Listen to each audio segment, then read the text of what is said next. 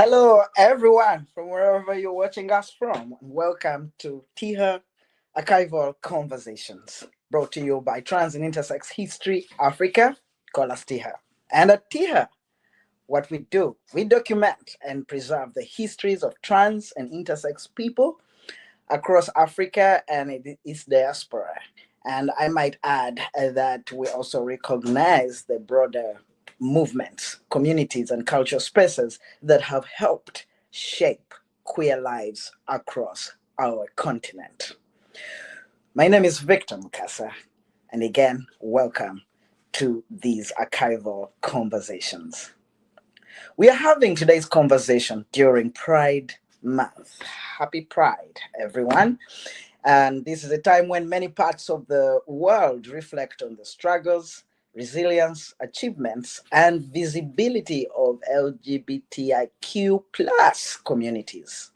While Pride is often associated with marches and celebrations, it is also about creating spaces where people can gather, express themselves, tell their stories, and build community. In Namibia, where we're heading to right now, one such space is Drag Night Namibia. Since its founding in 2021, Drag Night Namibia has grown beyond a performance platform to become a vibrant gathering space where queer people can find visibility, creativity, joy, and belonging. Today, we explore the story behind that journey.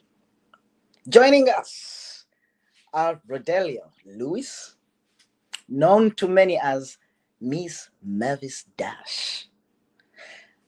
Rodelio is a Namibian drag performer, community organizer, and a co-founder of Drag Night Namibia, a platform dedicated to queer visibility, creativity, and community building through performance.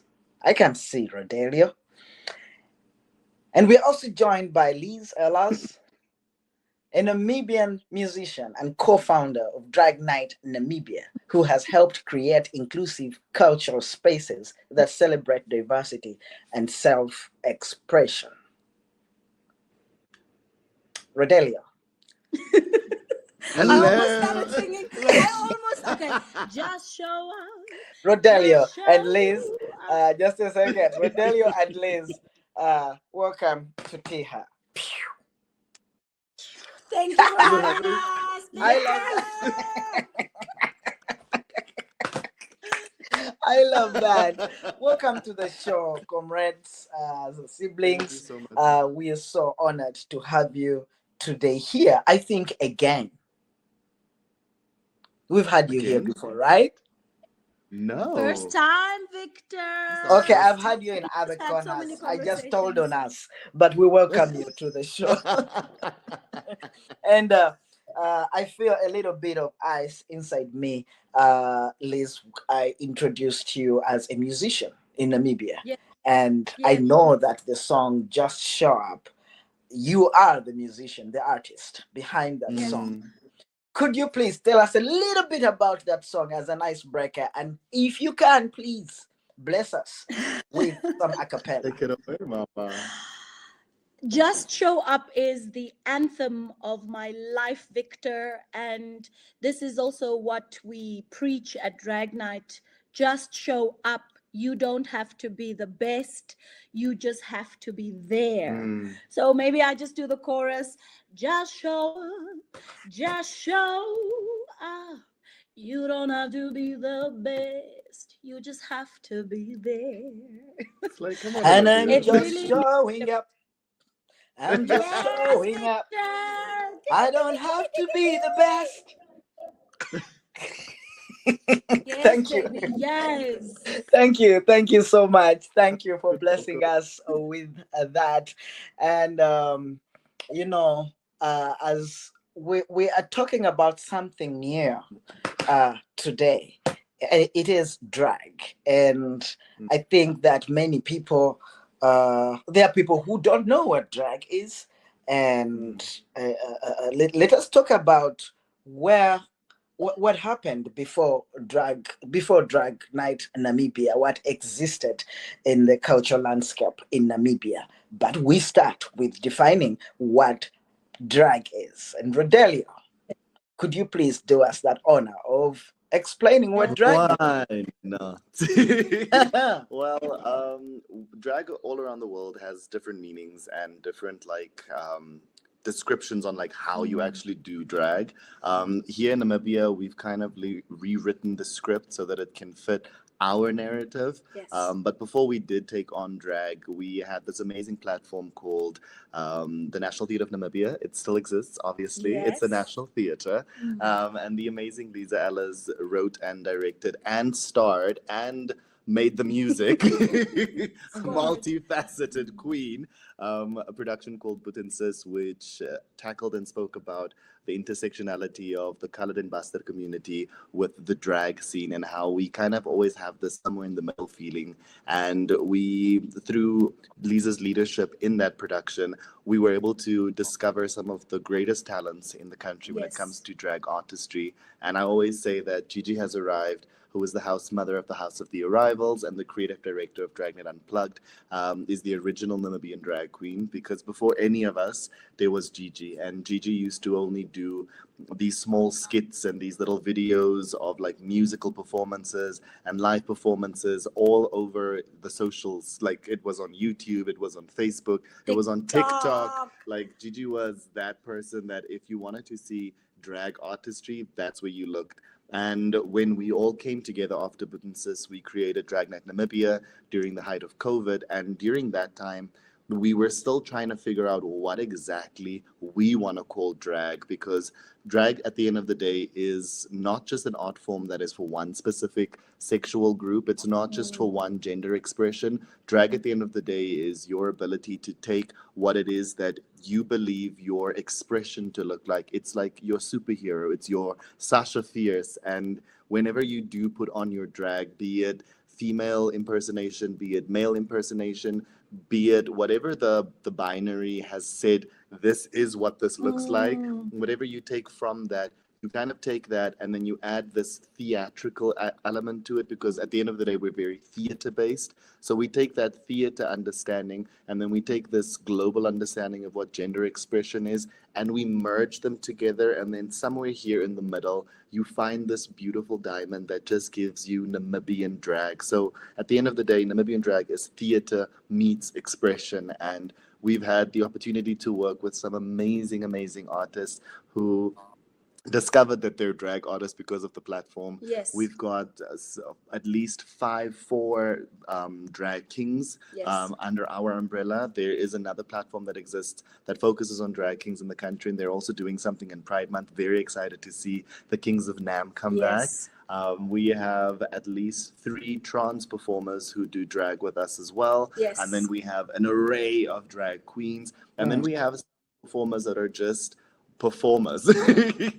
Like they're just here to perform, and that at the end of the day is your drag, because when you think about it, every day that you exist, you're doing drag. When you're dressing to go to work, you're doing corporate realness, and that's a form of drag, because when you're at home in your most comfortable space, you're not doing drag. And I think RuPaul Charles said it best, we're all born naked and the rest is drag. So at the end of the day, everyone is doing some form of drag artistry. They just don't know it yet or have accepted it yet. So we've just way to commercialize it and make it super fun and glamorous and add some pizzazz. Rodina came up with the word pizzazz. Truly speaking, your explanation, your definition of drag actually makes a lot of sense for me. That was a learning moment. And you know what?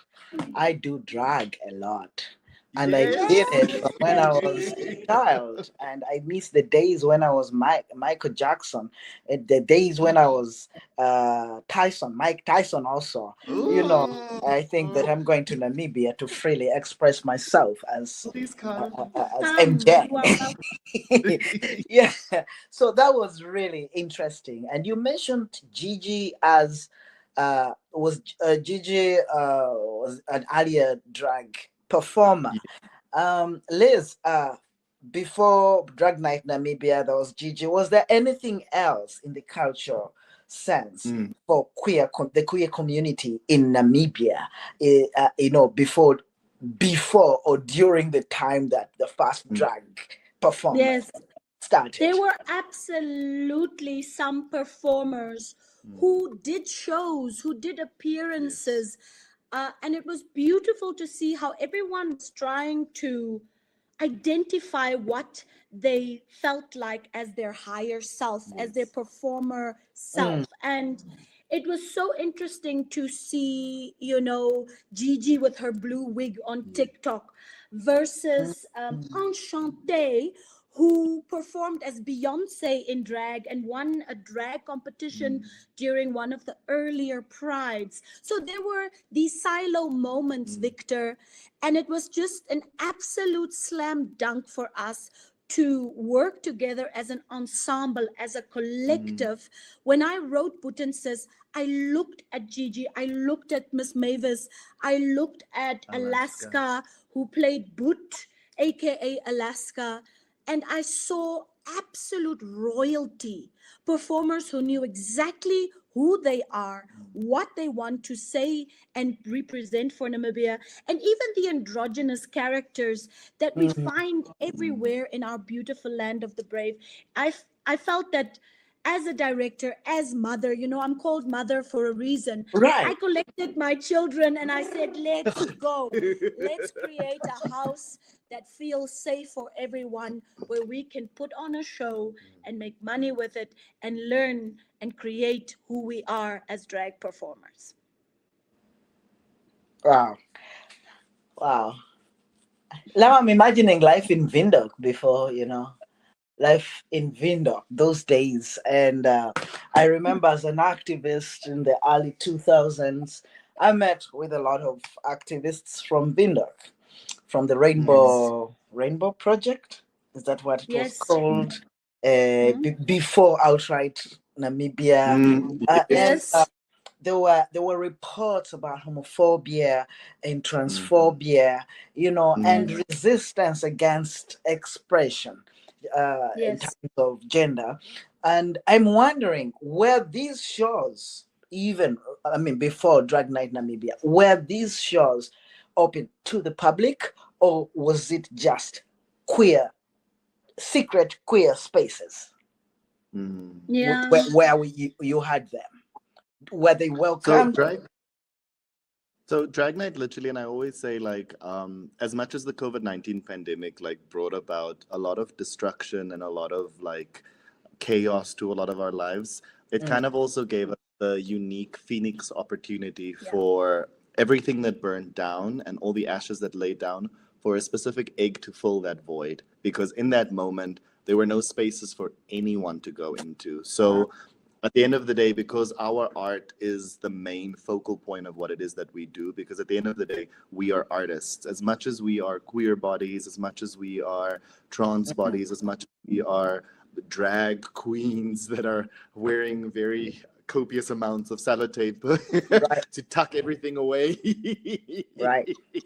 At the end Mm, of the day, we are creatives that have a message of inclusion at the forefront of what we're doing. So there was this void and this vacuum that was created during the COVID-19 pandemic because you couldn't gather, you couldn't create your art, you couldn't go to the usual institutions or spaces. So Dragnet Namibia never was created with a idea or a concept to just keep it for just one small group. It has mm, always been a platform that was open for everyone because also when Drag Night Namibia started, it was modeled alongside the idea of Song Night Namibia, which was Mm. spearheaded by Lisa Ellis for over a decade, and Mm. as by well mama. another it's Mos Mama, you know Mhm, Mos.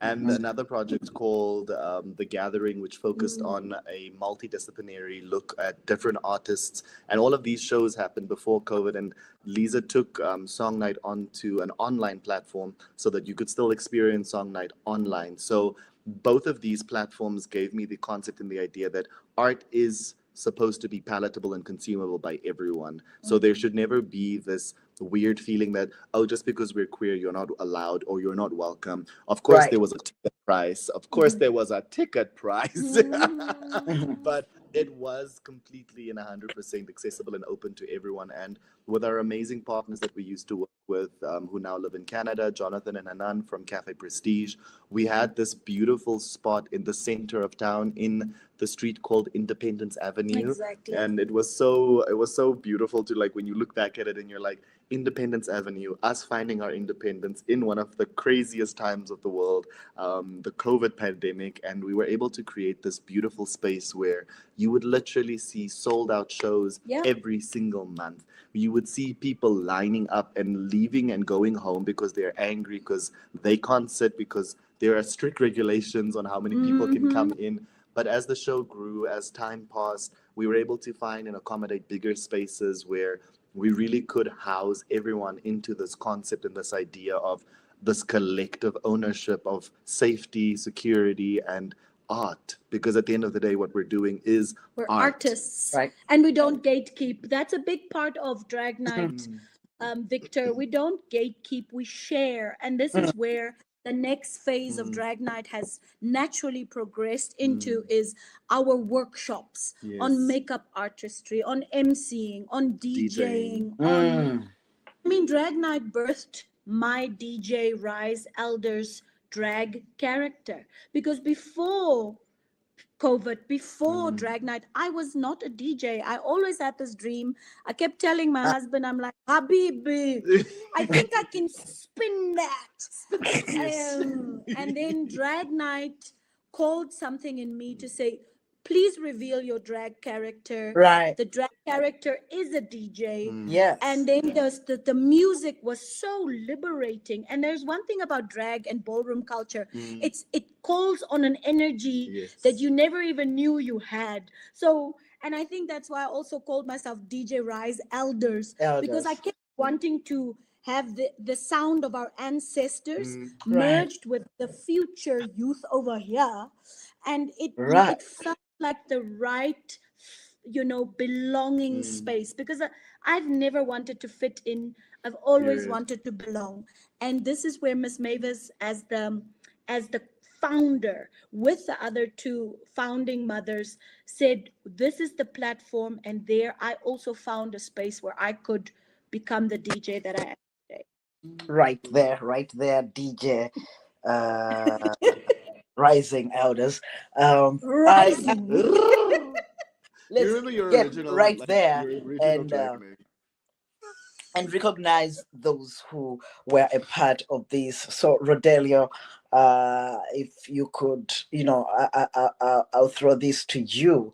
The time that you or you co-founded Drag Night Namibia, what what what was the process like? What conversations, even with who, took place during that period? Like, you woke up one morning and then what? Interesting enough, it was kind of a wake up one morning. But Usually they do before things. any of that, Yeah.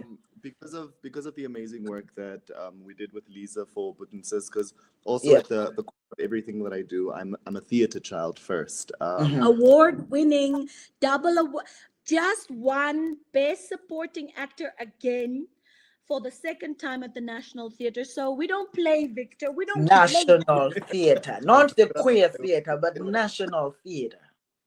Yes, a national award winners. Okay, that's the part where you're supposed to say, I'm also a double main actor, best actor in the country twice. She's an acting winner. She's a music winner. Wow. She's a winner. She's a global winner. Like this I woman. Where's the thumbs up? It's not coming for It us. has to. It's okay. Oh. We love this. We are with stars. Viewers, I am seated here with stars from Namibia. Mwah. Go on, Rodelio. Oh yes, Yes, sorry. baby. Woo. So after we did Butensis, myself, Gigi has arrived, and Monique Critique.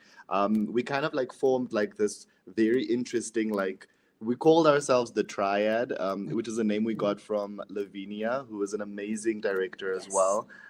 She creates amazing stories, and she's a wonderful weaver of stories. And she actually looked at us because the three of us became like inseparable. Yeah. And we were our own little Destiny's Child, birthed from the house of mother.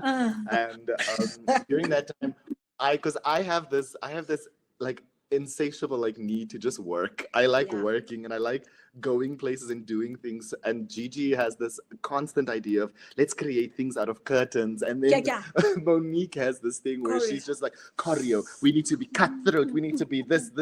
So it became this very interesting mixture of like three different identities, but all three of them at the core wanted to perform. And we were like, where are we going to perform? So every time Lisa even just had an idea, because we talk a lot, we like have conversations 24/7. So she was like, listen, I have a music video. We're doing the music video. We're doing it. The Triad is coming. And she's like, who is the Triad? I'm like, we'll be there. Because Monique came in as an understudy for Putin Sis. And then after that, we were like, nah. You are no longer understudying anything. We are the main gals. We are the ones. So the three of us, we did the music video with Lisa, with one of the other biggest artists next to Lisa in the country, Gaza, for Happy. We created like the most beautiful visuals along with Lisa. The soundtrack on that, not the soundtrack, but the song itself is beautiful. And then Lisa said, okay, but I'm performing at the NAMAs, which is the Namibian Annual Music Awards this year.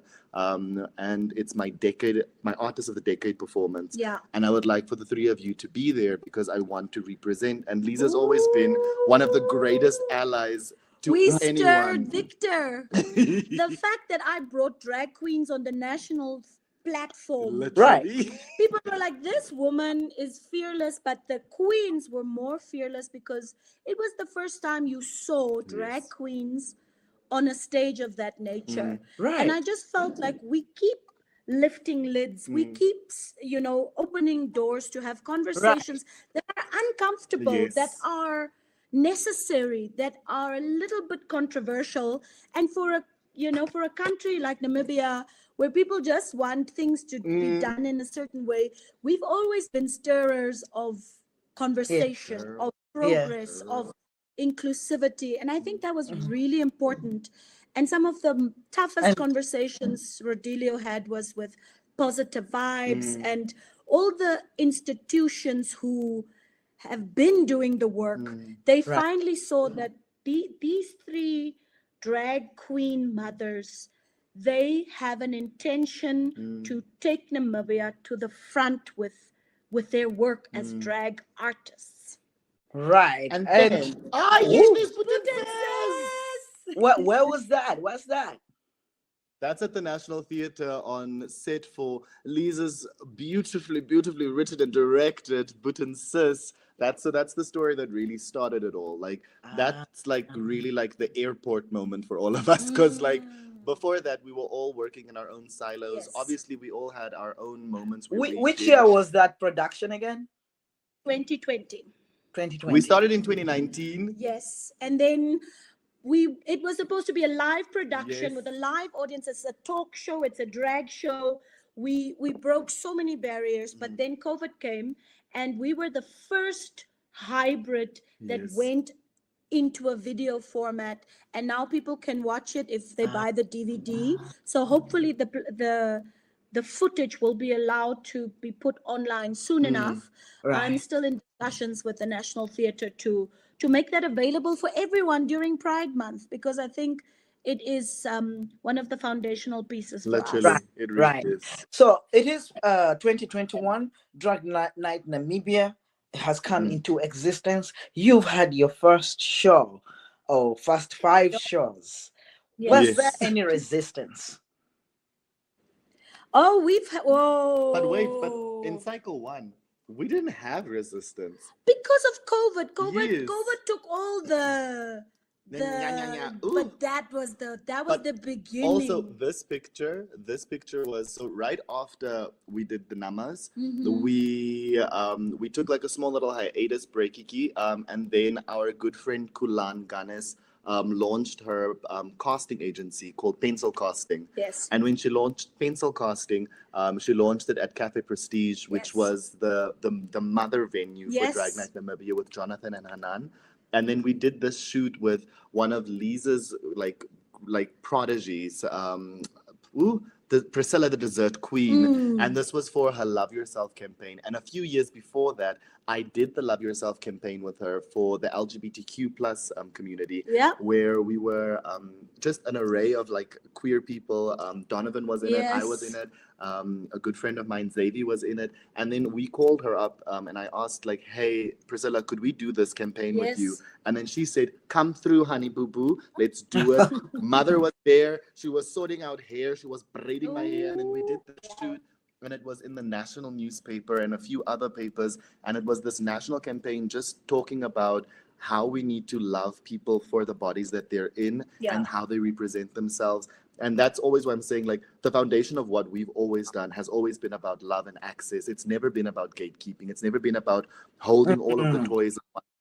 So after that, we did the show with Kulan for her launch. And at the launch, Jonathan and Hanan approached us and said, hey, do you guys want to do a show with us? And then we said, well, let's do it. Let's do it. And then we did it. And then for a good 5 volumes of cycle 1, no resistance. No resistance. No one stopped us. No one had an issue with us. I think our first cycle of Drag Night, there was like almost virtually no pushback because everyone was still reeling from COVID. Like Yeah. Right, it was right. like this weird time where we could just do, and we just did. Constantly, Like- consistently, sustainably. We just went, we followed all the protocol. We didn't break the rules of COVID. We then went online for a bit. It was a whole And this is why you won. survival. This is why you won Survival. Socially Responsible Artist of the Year so many years. Oh, wow! It was There's been like- so many awards for you as as artists, Trust. as activists, Trust. and all that, because this is what you do. But now moving Yeah. on into how you have built community. Many people, of course, see drag as entertainment. I have been to a few drag shows here in the West, and I get there with my friend or partner or whoever, and that's how I live, and that's it. I've been entertained. I gave I that's it. I took my beer and stuff like that, and that is it. What I'm hearing from Namibia is a little bit different, and I Yes. would like to know, Liz, what happened? Like, what have you seen happening among audiences and participants over the years? I think the thing that I've witnessed most is a wake-up call. Yeah. I see people waking up to their own identity, to their own expressiveness, to their own fashion. We inspire people to become more creative on all Right. fronts. But Namibian drag, since inception, has been deeply political. So we're trying to be more on the entertaining. Mm. Victor, I was the first youth president of this country more than 2 decades Really? ago. So Wow. I've always been deeply political. Wow. And Rodilio has worked with the Third Flan for many years. So we're politicians under all the makeup. And we recognize that we're economic contributors. And the Yes. reason so important in terms of consistency, in terms of the underlining messaging, in terms of what we wear, in terms of how we present our work, the caliber and the excellence that we pursue with every single thing that we do. It is because it's like we have to work 3 times harder to be Yes. taken seriously by the regular schmegular people in the country. But because we know what our human rights development needs in this country, we stay consistent, we stay patriotic, we're always trying to be responsive in a way. Yes. And when I say responsive, is it voting time? Is it Yes. research time? Is it learning time? So our drag is not just a show, Victor. It is so much more than that. And sometimes it weighs very heavy on us because Mavis is like, Mother, can we not just tra-la-la-la-la and have a good time? But we Mm. do have a good time Mm. putting all of these layers together and Mhm. packaging it in a way where people will just say, "What did I just witness?" Mhm. Wow. I love Eh, I you. know it's yes, pride. My Madam. words are just flowing. Yes, Madam President, Youth President. Yeah. Thank you so much. I, I feel like today is my special day too. Uh, to meet Come with on you now, all. Come on, honey. So, Rodelia, back Mm, to you. I know that along the way, mm, you started having transgender mm. performers Yes. like Beyonce. Now, Beyonce, now, Yes. Cleopatra. I Yes, Queen remember Cleopatra. Queen Cleopatra. Yeah, you started having trans people. Mhm. How was that? How did you arrive to that? And what did it mean So bringing for me, bringing on always, board, and for me, why it's not always been before? because like I think for me, and the beautiful thing is one, when we had cycle one of Drag Night, we've Mm. always had people representing, because also I like to base like the run of Drag Night on like Beyonce albums. So Ah, cycle one was really our Miss B. Dangerously Love era. That was like the first album we ever released. So Mhm. cycle really, it was us finding our footing and really like showcasing what it looks like to go solo with what the work is that we do. So, and it's always my all my work that I ever done, and it's a lesson that I learned from Lisa, is always very deeply intentional about representation. So when we started Drag Night, we started off with just 3 colored drag queens. So it was very intentional to have the colored communities representation there with Mm. these 3 bodies of the differences of what it looks like to be a colored and a bastard. Mhm. Then, as the year progressed, we then started getting in our black sisters, and then we got our white sisters in. And then during that time, we met the most phenomenal burlesque performer, who was our first trans performer, Miss Mhm. Diamond. And she was the first trans performer we had on our stage. And then as the year progressed, we then had Coco, who was our Ah. second trans performer. So in cycle one, we already had 2 trans performers. When we Ah. moved over to cycle two of Drag Night, that's when we started working with the amazing Dionce Cleopatra Naris from Yes. Tiamon, the intersection androgynous movement of Namibia, who Right. then morphed into this beautiful, beautiful queen known as Queen Cleopatra.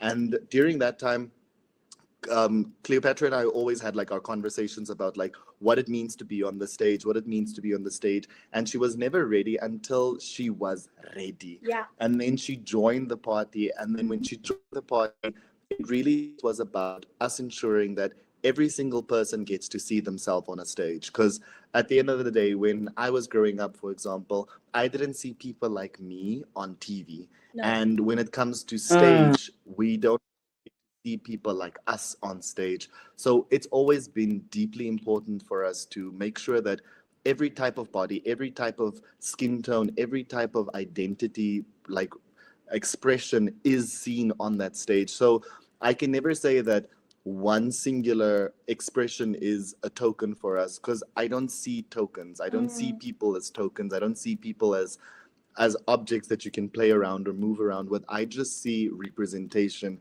being Mm. allowed to be itself at the end of the day. So having Beyonce, having Miss Diamond, Coco. having Coco, all Mm. of them on our stage, it really wasn't even a token thing. It was just, it's about damn time. Yeah. It's about damn time, because when I grew up, I got to see the most beautiful woman known as Mercedes von Kluter, who Mhm. used to be the main host for For Song Drag Night Night. Namibia.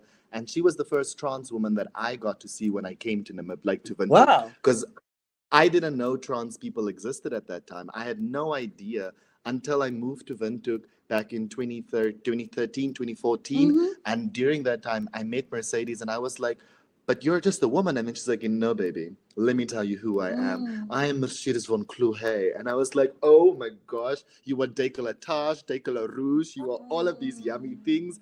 And she's one of the greatest MCs. She's got Yes. one of the greatest struts. She's got one of the greatest Fashion everythings. Like, sense. she's just always been the most enigmatic person that I've ever met during that time. So understanding that these bodies exist and understanding that they don't always get to be on stage, I was like, but we're the same. We don't get to see ourselves on stages. So Dragnet has always been the platform, not for a voice for the voiceless. It's always been a platform to elevate voices, to hear Right. themselves and help other people to hear them too. So everyone has always been welcome. It's always been about making sure that everyone is represented. I wish I could find more people to stand on that stage, but like I always also say is drag is expensive, drag is difficult, drag is not very, very accessible to a lot of people. And that's why us moving into the ballroom scene now, Yeah. which is all about representation, Yes. which is all about showing up for everyone. I'm so excited to see how we're able to now open the doors so that everyone can see themselves on stage and everyone can feel that accessibility and leave their living rooms, because all of us grew up in a living room where we were performing. All of us had a moment where we put a towel on our heads and we were just performing to our favorite girl And groups. I was So I really MJ, want you know. everyone. Right, right. The hair is just getting big. So it's always been about that. Just Look at them. Look at my gorgeline is. just love Mm. Look at everyone. Gigi's legs. Like there's Gigi in Look at pink. Gigi in Where's pink. Gigi? The legs Yes. in pink, Baba. In pink. Ah. The Wow. legs. Also one Well, of the first drag queens to ever walk MTC Vintage Fashion That Week, because Gigi. she's really a boundary breaker. Like our entire team is a team of boundary breakers. Pioneers. Like, and sounds it's like. so with them. It sounds like. And seriously speaking, today, from this moment, I see drag as something different. I felt that it was so far away from me, and it's not something I identified with. But the drag version of Namibia, I feel it. And you said you want more people on stage. I am coming. I am Yes, showing Victor. up very soon, Drag Night Namibia. Coming Because to the I'll, party, come to the party. yes, I feel that that's a space. I've been And when you say not just speaking for the voiceless, but elevating our voices, that is really a big deal. But I'm still looking, because this also creates visibility around queer issues and queer identities. And Namibia is in Africa, where we have a lot of homophobia and transphobia. Has that Yes. affected Drag Night Namibia in any way? Have you got resistance from the mainstream community, from media, from government? Cycle 3? Oh. Or do you want to do cycle 2's Oh. Christmas in July first? So yeah, there was a Christmas in July show where so many police officers walked up to our show, Victor, and even though we had our license, you know, your Right. liquor license, your performance license, because you can make noise until 10 p.m. Right. At our specific venue. We had all our receipts. We even had a paper from the local police station with the commissioner signing, you can have your cultural show till 10 p.m. But the minute they saw all these beautiful drag queens, they decided this is not happening on our watch. So, it was over 10, 15. Yes. There was about 15 police officers. They just walked into our drag night, shut the whole thing down, did their intimidation tactics, screaming, all of that jazz. And I just sent all my beautiful performers to the dressing room, because that's what you do. You protect your children. Right. And I was like, officer, I didn't pull the officer, do you know who the hell I am card. But I was Right. like, officer, here is our receipts. Yes. 1, 2, 3, 4, 5, 6, 7, 8 receipts. And here is the fact that we are putting on a show that people have paid tickets for. It is literally 8 p.m. What is the problem? And they just kept wanting to throw me into jail because, and Wow. thank God I know the language. And that is why language is so important, Victor.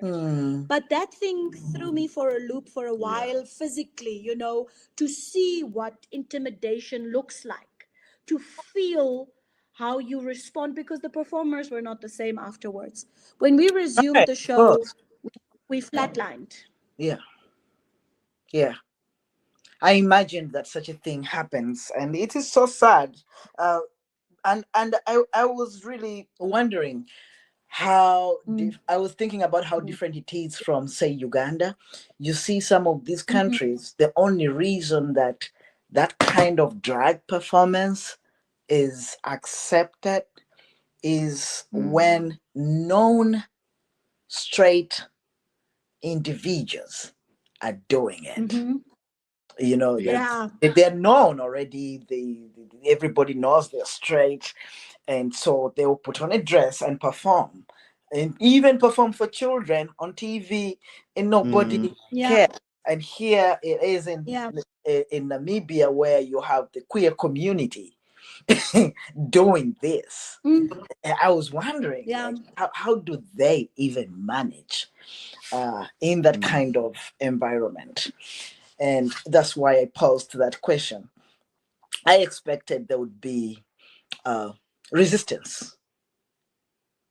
There is. We stopped for a while Yeah. because we were protecting our performers. We had an immeasurable amount of trans killings in the country. Yes. You know, with what whoever rules America, oh Lord. Right, right. When all the homophobia started to really have a voice and a Yeah. mouthpiece, and we couldn't be the Trojan horse anymore. We literally had to retreat Yes. for safety, for Right. security, and that's the first mandate of Drag Night is the safety of our performers.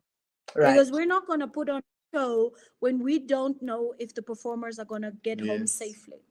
And when we took a break, we it was heartbreaking because you build momentum, Victor. Yeah, We yeah.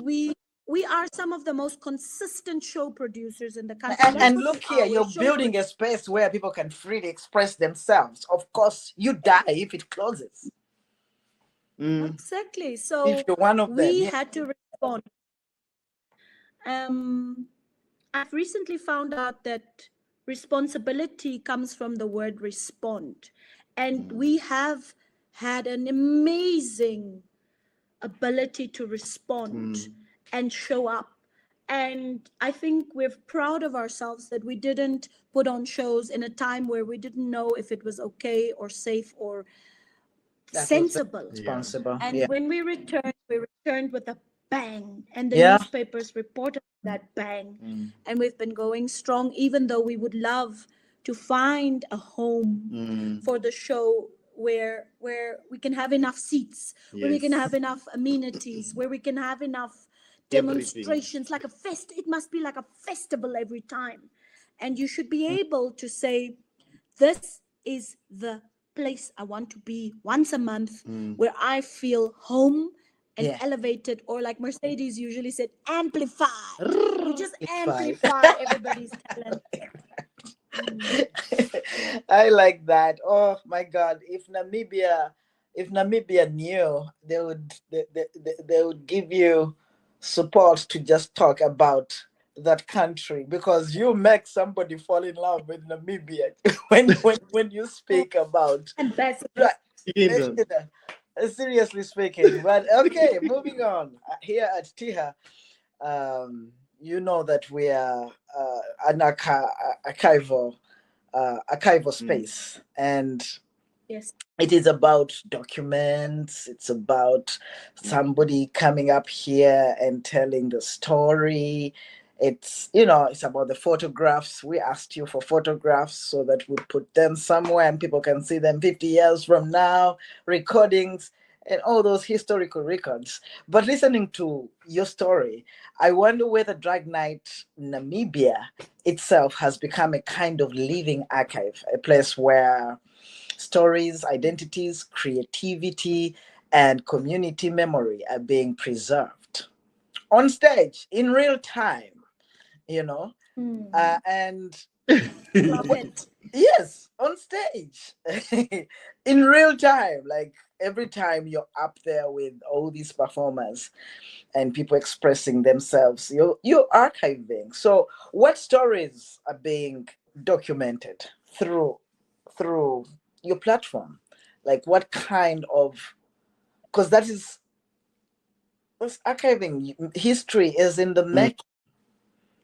and what kind of elements come out in terms of we're archiving?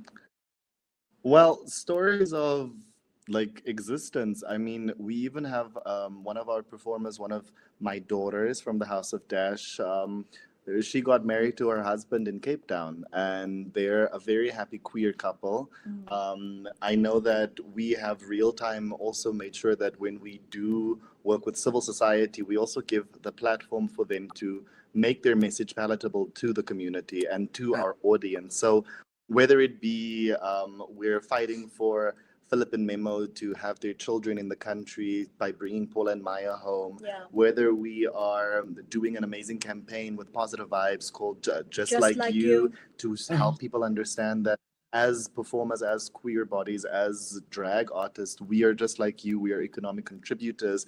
Whether we have performers stepping onto stage, and that's the only place where they actually have the opportunity to be themselves, where they get to tell people for the first time they now have a bank account. The stories that we're archiving, the stories that we're creating is really a story about when the community comes together. And when we say community, we're not just talking about like queer people.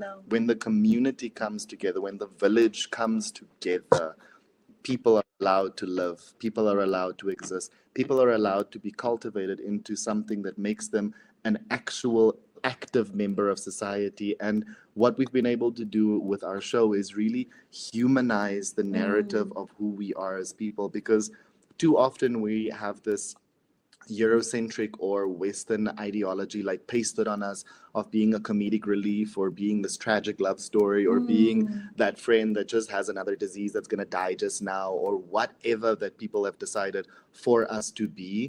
But through the platform, we've really been able to shift that identity, shift that narrative into something that really shows that your dreams can be valid. I mean, we have two of our performers that are currently studying in Cape Town at the Waterfront Theatre School, studying art. We have another one of our founding mothers, Gigi has arrived, who is currently studying fashion design. We have our makeup artist, Ms. Dan Geisha Mercury, who just finished her studies at the College of the Arts in visual arts, and she's been able to travel the world for the first time. We went to Washington for the first time. So it's really, we're documenting stories, telling narratives, and putting all of this in the newspapers, and doing amazing chats like this with amazing people like you to just really show that the work that we're doing isn't just about a performance. It's not just about a show. It's not just that. It's real lives and real bodies and real people just trying to find their peace in the world. We tried, Victor. You gave me goosebumps when you said, no, Victor, we lost Victor. Victor, we tried to activate the... I'm sorry. Anyway. Okay. Rodelia gave you goosebumps? Goosebumps when he said opening a bank account for the first time because of Drag Night and the money that we bring. I think one of my proudest moments was taking Star Has Arrived to get her passport for the first time. You know, somebody never had a passport. They never left the country. And now they've gone to Johannesburg. They've done a QP ballroom workshop. They are now teaching other ballroom artists the art of ballroom culture. This is groundbreaking stuff. And I don't think we celebrate our stuff enough because we're such a machine. We're now already spinning in our heads. How are we getting our Kiki Bowl on the 6th of June to just mesmerize and land during Pride Month?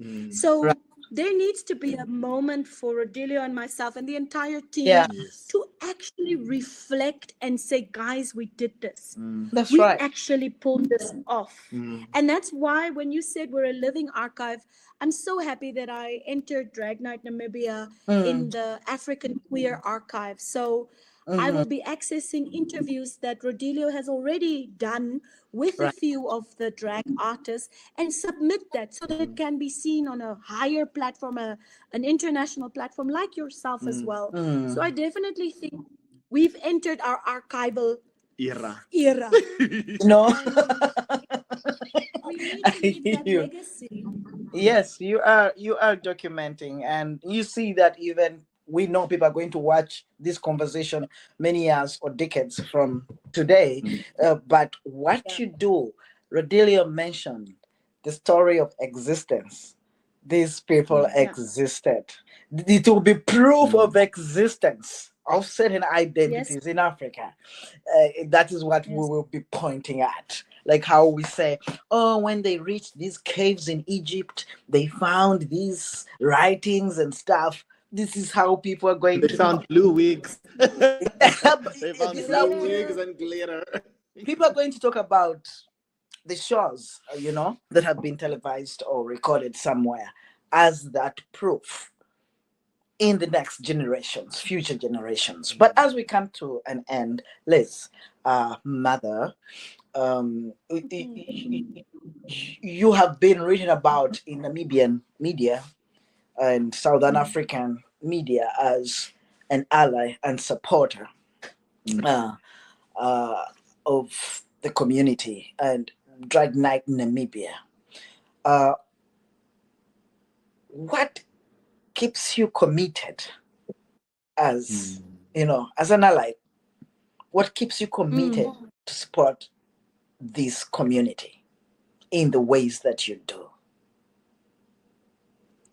It's the feeling, Victor, of feeling safe, feeling seen, Mm, feeling like a family with my babies. And as a whatever character, parent character, as a sister character, because she's my sister but I'm also her mother. Do you Yes. your understand? mother. So it's yeah, so we are mother sisters, we are friends, we are workers, we are, I always call Rodelio a freedom fighter, because Rodelio and the team of Drag Night and every single person who's ever stood up against the grain in this country to say we exist, we exist, my body has the right Right to to exist. exist. I find that that is what wakes me up in the morning, is this call to exist, to show that I am here, I was here.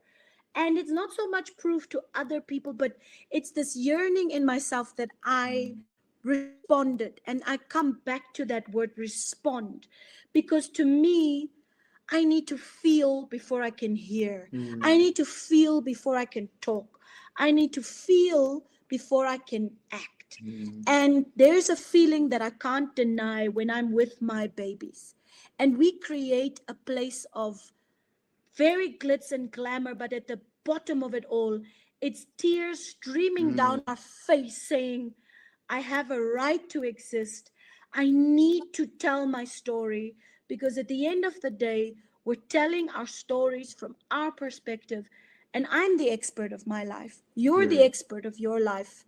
Rodelio's the expert of their life. We have a right to tell our story. And if it resonates with somebody who at that moment rather believes that they're better off dead than alive, and that my story of standing up and telling mine enables them to stand up and tell theirs, I mean, I've done something.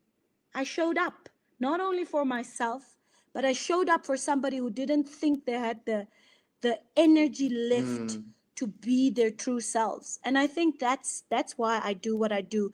I'm a mother by nature, and if I can save my children's lives, if I can be part of their lives, I'm going to do that. I'm going to do Right. exactly that. Right. Thank you. That was very, very powerful, mother. Very powerful. I envy you, Rodelia.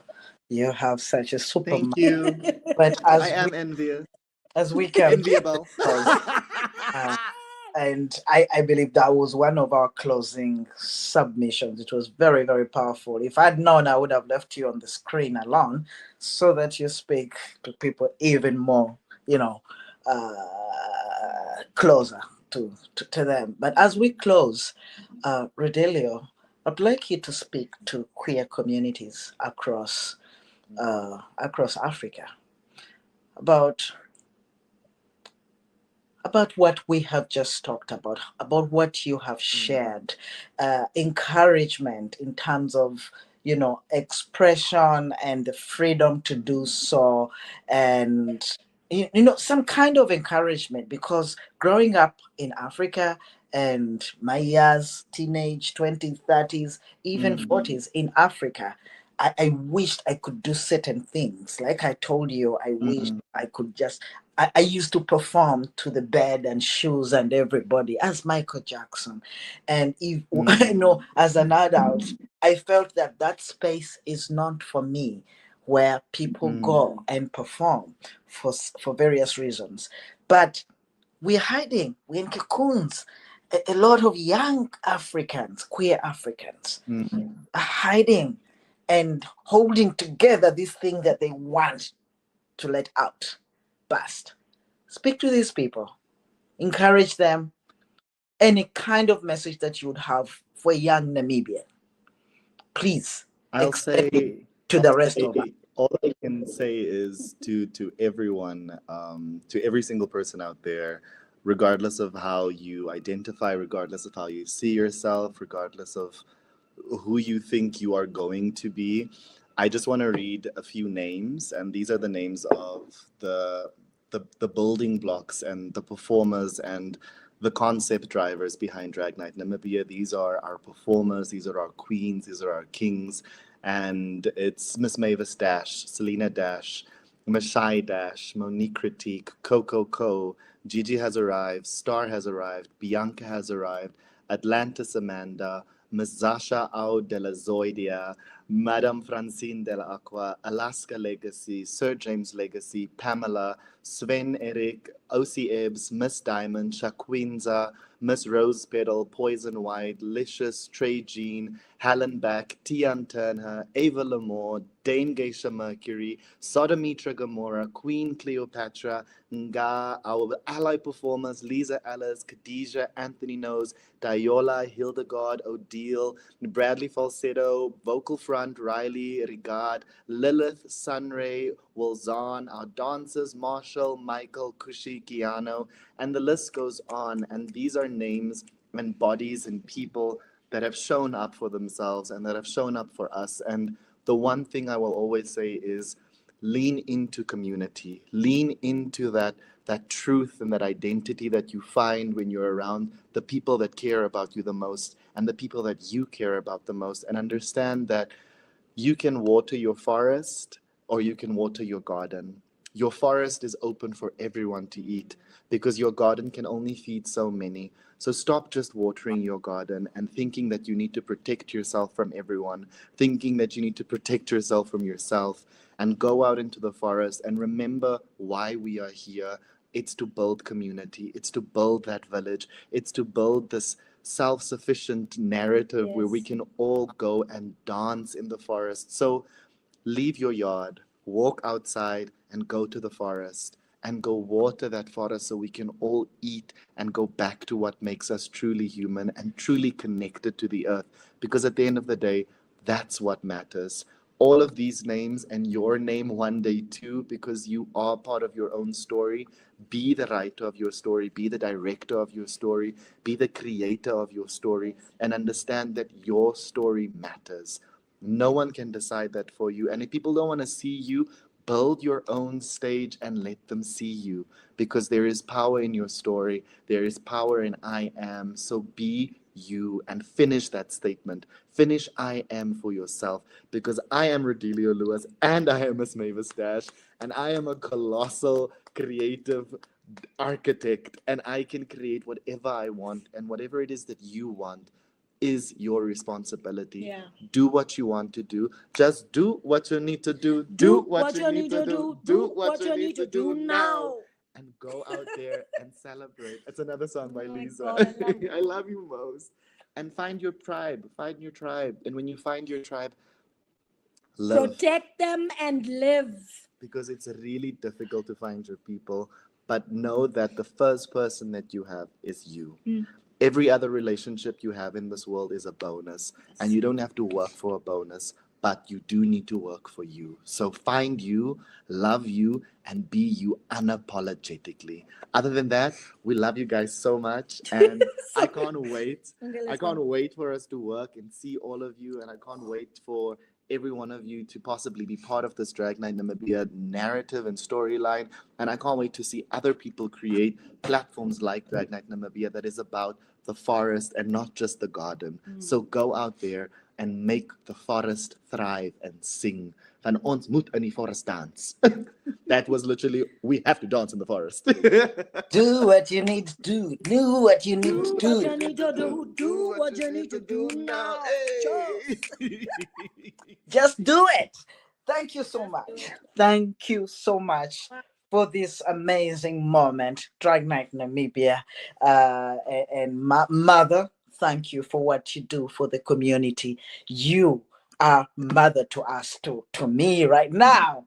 I don't care about the distance. And Yes. Yes. Rodelio, thanks for what you do. Thank you so much for sharing this story. It is part of our history documented by us and led Yes. by us. And we are inspired. One thing that we are inspired to just show up, and Yes. do what we need to do, as you had from Yes. both songs by by Lisa. And if we could. I mean, we'll just look for more music because Yeah. it has the vibe in it. I could feel it. So The music is mwah. the music That's the sounds reason really she wins fun. awards. So thank you so much, and to all our viewers. This was Drag Night Namibia. This is a drag. What would you drag group?